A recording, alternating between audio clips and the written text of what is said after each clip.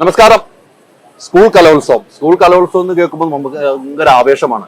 ഇന്ന് എന്നോടൊപ്പം നമ്മുടെ പ്രിയപ്പെട്ട നിഖിലയാണ്. നിഖില ഇന്ന് പ്രസംഗവേദിയിൽ പറഞ്ഞു 8ാം ക്ലാസ്സിൽ പഠിക്കുമ്പോൾ ഈ കൊല്ലത്ത് വന്ന് കലോത്സവത്തിൽ പങ്കെടുത്തു. വലിയൊരു ഓർമ്മയാണ് നിഖില പങ്കെടുത്തത്. നിഖില നമസ്കാരം. നമസ്കാരം.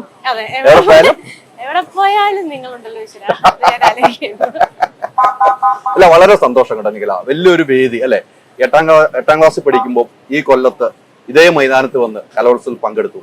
ഇന്ന് അതേ മൈതാനത്ത് വന്നിട്ട് ഗസ്റ്റായിട്ട് മുഖ്യമന്ത്രിയുടെ കൂടെ പങ്കെടുക്കണം. എന്തൊരു ഭാഗ്യവതിയാണ് നിഖില. ഭയങ്കര ബ്ലസ്ഡ് അല്ലേ. നല്ല ഭയങ്കര അതുകൊണ്ടാണ് ഇവര് ഇങ്ങനെ ഒരു പ്രോഗ്രാം ഉണ്ടെന്ന് പറഞ്ഞ് വിളിച്ചപ്പോ തന്നെ എനിക്ക് യൂഷ്വലി എനിക്ക് പ്രോഗ്രാം പോകാൻ വേണ്ടിയാണ്. പക്ഷെ എനിക്ക് ഭയങ്കര സന്തോഷം ഉണ്ടായിരുന്നു. കാരണം നമ്മളുടെ ലൈഫിൽ കുറെ മൊമെന്റ്സ് തന്നിട്ടുള്ള സ്റ്റേജാണ് കലോത്സവം എന്ന് പറയുന്നത്. അപ്പം എനിക്ക് എൻ്റെ ഒരു 5ാം ക്ലാസ് മുതലൊക്കെ എൻ്റെ ഒരു 1ാം ക്ലാസ് മുതലൊക്കെ തന്നെ ഞങ്ങൾ ഈ കലോത്സവങ്ങൾക്ക് മത്സരിക്കുന്നുണ്ട്. അപ്പം എൻ്റെ അമ്മ ഡാൻസ് ടീച്ചറാണ്. അപ്പം നമുക്കൊരു ഡാൻസ് ഇൻസ്റ്റിറ്റ്യൂട്ട് ഉണ്ട്. അമ്മയുടെ കുട്ടികൾ ഇവിടെ മത്സരിക്കാൻ വരാറുണ്ട്. അമ്മയുടെ സ്റ്റുഡൻസ് പിന്നെ ടീച്ചേഴ്സായിട്ട് അവരുടെ കുട്ടികൾ മത്സരിക്കാൻ വരാറുണ്ട്. അപ്പം അങ്ങനെ ഒരു വേദിയിൽ നമ്മളൊരു അതിഥിയായിട്ട് വരിക എന്ന് പറയുന്നത് ഭയങ്കര സന്തോഷമുള്ള ഒരു കാര്യമാണ്. അന്ന് ഏത് ഇനത്തിലാണ് പങ്കെടുത്തത്? ഞാൻ കേരള നടനം, കുച്ചിപ്പുടി, മോണോ ആക്ട് അതൊക്കെയായിരുന്നു ഞാൻ മത്സരിച്ചിട്ടുണ്ടായിരുന്നത്.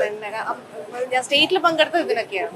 8ാം ക്ലാസ്സിൽ പഠിക്കുന്നത് 8ാം ക്ലാസ് മുതൽ ഞാൻ +2 വരെ എല്ലാ വർഷവും പങ്കെടുക്കാറില്ലേ? നമുക്ക് മറക്കാൻ പറ്റാത്ത ഒരു ഓർമ്മ എന്തായിരിക്കും ഈ കലോത്സവത്തിൽ പങ്കെടുത്തത്? എനിക്ക് എല്ലാ കലോത്സവങ്ങളും ഓർമ്മയാണ്. എനിക്ക് ഏറ്റവും എന്നെ എക്സൈറ്റ് ചെയ്യിപ്പിക്കുന്ന ഒരു കാര്യം എന്ന് പറയുന്നത് ബാക്ക് സ്റ്റേജ് ആണ് കലോത്സവത്തിന്റെ.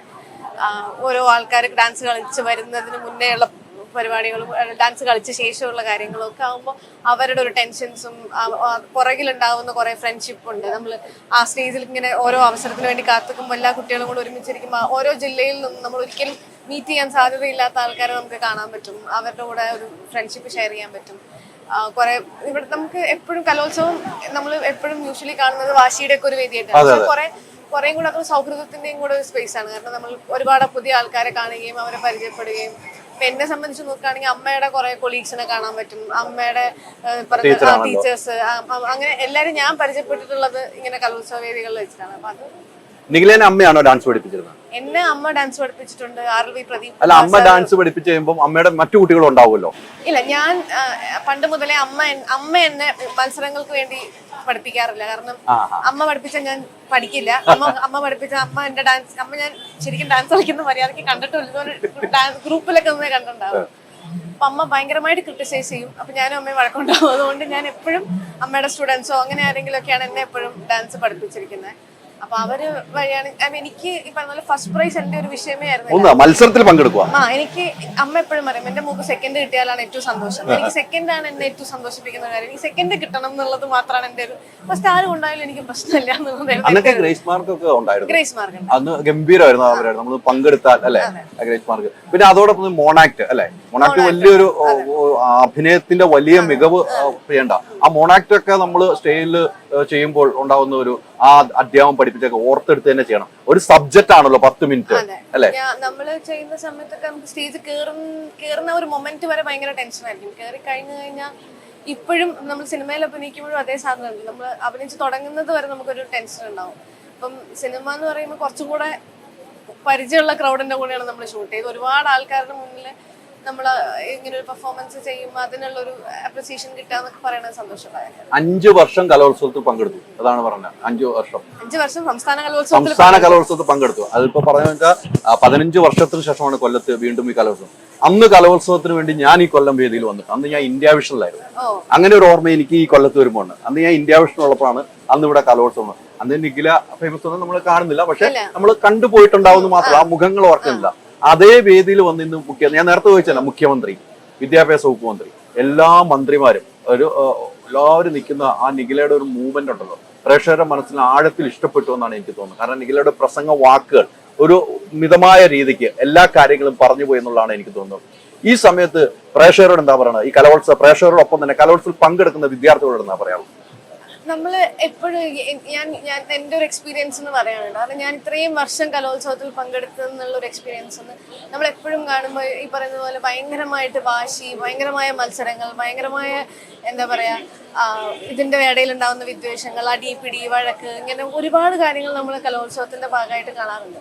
ഇതൊക്കെ ഇവർ പേഴ്സണലായിട്ട് എടുക്കുന്നതിൻ്റെ ഒരു ഇതാണ്. നമ്മളെ പൊതുവിദ്യാഭ്യാസ വകുപ്പ് നിർദ്ദേശിച്ചിരിക്കുന്നത് കുട്ടികളുടെ സർഗ്ഗവാസന വളർത്താൻ വേണ്ടിയിട്ടുള്ള ഒരു ഇതായിട്ടാണ് നമ്മുടെ കലോത്സവങ്ങൾ ഉണ്ടാക്കിയിരിക്കുന്നത്. അപ്പം നിങ്ങളുടെ പാഷന് ഫോളോ ചെയ്യുക, നിങ്ങൾ ഇവിടെ നിന്നായിരിക്കാം നിങ്ങൾക്ക് ഇഷ്ടമുള്ള കാര്യങ്ങൾ എന്താണെന്ന് നിങ്ങൾ തിരിച്ചറിയുന്നത്. അപ്പം അതിനെ ഫോളോ ചെയ്യുക എന്നുള്ളതിൽ കവിഞ്ഞിട്ട് ഈ പറയുന്ന കാര്യം ഇതൊന്നിൻ്റെയും തുടക്കം അല്ലെങ്കിൽ ഒന്നിൻ്റെയും അവസാനം അല്ല എന്നുള്ളതാണ്. ഈ പറയുന്ന മത്സരങ്ങളോ അല്ലെങ്കിൽ നിങ്ങളുടെ 10ാം ക്ലാസ്സിലെ മാർക്കോ +2ലെ മാർക്കോ, നമ്മളോട് എപ്പോഴും നമ്മൾ ചെറുപ്പത്തിലൊക്കെ പറയുന്ന ഒരു കാര്യമാണല്ലോ, 10ാം ക്ലാസ്സിലെ മാർക്ക് വെച്ചിട്ടാണ് നിങ്ങളുടെ കരിയർ നന്നാവുന്നത്. എത്ര കുട്ടികളാണ് അതിന്റെ പേരിൽ സൂയിസൈഡ് ചെയ്യുന്നത്, അതിന്റെ പേരിൽ ആൻസൈറ്റിയും ഡിപ്രഷനും ഒക്കെ അനുഭവിക്കുന്നത്. അപ്പം ഇതല്ല നിങ്ങളുടെ ലൈഫ് ഡിസൈഡ് ചെയ്യുന്ന കാര്യം. നിങ്ങളുടെ ലൈഫിൽ നിങ്ങൾ ഫോളോ ചെയ്യുന്ന കാര്യങ്ങളാണ്. നിങ്ങളുടെ പാഷനോ അല്ലെങ്കിൽ നിങ്ങൾക്ക് ഇഷ്ടപ്പെട്ട കാര്യങ്ങൾ നിങ്ങൾ ചെയ്യുമ്പോഴാണ് അത് നിങ്ങൾക്ക് ചിലപ്പോൾ 10ാം ക്ലാസ്സിൽ കണ്ടെത്താൻ പറ്റിയെന്ന് വരില്ല, +2ൽ കണ്ടെത്താൻ പറ്റിയെന്ന് വരില്ല, 20 വയസ്സിൽ കണ്ടെത്താൻ പറ്റിയെന്ന് വരില്ല, ചിലപ്പോൾ 30 വയസ്സിലായിരിക്കും നിങ്ങൾ കണ്ടെത്തുന്നത്. പക്ഷെ നിങ്ങളുടെ പാഷനെ നിങ്ങൾ ഫോളോ ചെയ്യുക എന്നുള്ളതാണ്. അതിൽ കഴിഞ്ഞിട്ട് ഈ പറയുന്നതൊക്കെ മത്സരങ്ങളാണ്. അതൊരു വാശിയേറിയ ആ സമയത്ത് ഒരു കോമ്പറ്റീഷനായിട്ട് മാത്രം എടുത്തിട്ട് അതിനെ കളയുക എന്നുള്ളതേ ഉള്ളൂ. ഈ കലോത്സവം തന്നെയാണോ നിങ്ങളെ സിനിമയിലേക്ക് വരുന്നത്? ഞാൻ കലോത്സവം വഴി സിനിമയിൽ വന്നതാണ്. അല്ല, അങ്ങനെ കുറെ ആർട്ടിസ്റ്റുകളുണ്ട് കലോത്സവം വഴി. ഞാൻ കലോത്സവം വഴിയല്ല സിനിമയിൽ വന്നത്. നമ്മള് വേറെ മേഖലയിൽ നിന്ന് സിനിമയ്ക്ക് സിനിമയായിട്ട് തന്നെ വന്ന ആളാണ്. സിനിമാഭിനയം, കലോത്സവം എല്ലാം കണ്ട ഒരു വ്യക്തിയാണ് നിഖില അല്ലെ. ഇപ്പൊ സിനിമയിൽ ഇപ്പൊ എനിക്ക് ഏറ്റവും സന്തോഷം, നാളെ നിഖിലയുടെ ഒരു വെബ് സീരീസ് റിലീസാണ്. അതിന്റെ ഒരു തിരക്കിന്റെ ഇടയ്ക്കാണ് ഈ കലോത്സവ വേദിയിൽ വന്നത്. നമുക്ക് നാളെ ഇറങ്ങുന്നതിന്റെ ഒരു ടെൻഷനൊക്കെ ഇല്ലേ?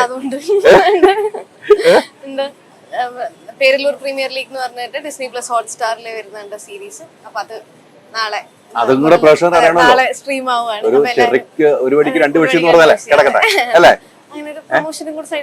നടക്കട്ടെ. അതാലോ എനിക്കിഷ്ടം. എന്തായാലും നിഖില ഒത്തിരി സന്തോഷം. നിഖില വളരെ സുന്ദരിയായിട്ടുണ്ട്. സാരിയെ കൊടുത്തു വന്നു. ഞാൻ സാരി എടുത്ത് ഇതുവരെ കണ്ടിട്ടില്ല. ഇല്ല, ഒരു സ്ഥലം പറയാം, ഞാൻ ഇതുവരെ കണ്ടിട്ടില്ല. ഞാൻ സാരി കൊടുത്ത് വരാറുണ്ടല്ലോ ഫ്രണ്ട്സിനൊക്കെ. ഏത് മഴ ഈ ഇടയ്ക്കൊന്നും മനസ്സിലായി. പട്ട് സാരി കൊടുത്തു വരുന്നത് കുറവായിരിക്കും. സാരി സ്വന്തം കൊടുത്തു അതോ? ഇല്ല, എനിക്ക് സൗണ്ട് അമ്മയുടെ സാറിന്റെ മേക്കപ്പ് ആർട്ടിസ്റ്റ് ഉണ്ട്, അവരൊക്കെ സാറിന്റെ നല്ല ജിമിക്കി. ഈ പാട്ട് ഇപ്പൊ ജിമിക്കി കമ്മലിന്റെ പാട്ട് ഓർമ്മ വരും. അല്ല എന്തെങ്കിലും വേണ്ടെന്ന് ഓർത്തിട്ടാ, എന്തെങ്കിലും നമുക്ക് വേണമല്ലോ, അത് വേണ്ട. നിഖില ഒത്തിരി സന്തോഷം കേട്ടോ എനിക്ക്. എന്തായാലും ഈ തിരക്കിന്റെ ഇടയ്ക്കും പോകുന്നിടയ്ക്ക് ഞാൻ വന്ന് കണ്ടപ്പോൾ തന്നെ നമ്മുടെ സ്റ്റാളിലേക്ക് വരികയും ചെയ്ത് ഒത്തിരി സന്തോഷം. ഈ കലോത്സവം ഏറ്റവും നല്ല രീതിക്ക് നടത്താൻ സംഘാടകർക്കും കഴിയട്ടെ, മത്സരാർത്ഥിക്ക് നല്ല മികവുണ്ടാക്കാനും കഴിയട്ടെ. 62ാം കലോത്സവം ഒരു പേരുദോഷമില്ലാതെ തീരണമെന്ന് നമ്മളെല്ലാം ആത്മാർത്ഥമായി ആഗ്രഹിക്കുന്നു. ഇനിയുള്ള യാത്രയും നിഖിലയുടെ സുഖമാകട്ടെ. ഇനി നല്ല സിനിമകൾ ചെയ്യുക, പ്രേക്ഷകരുടെ മുമ്പിലേക്ക് വരിക. നിഖില ഒത്തിരി സന്തോഷം.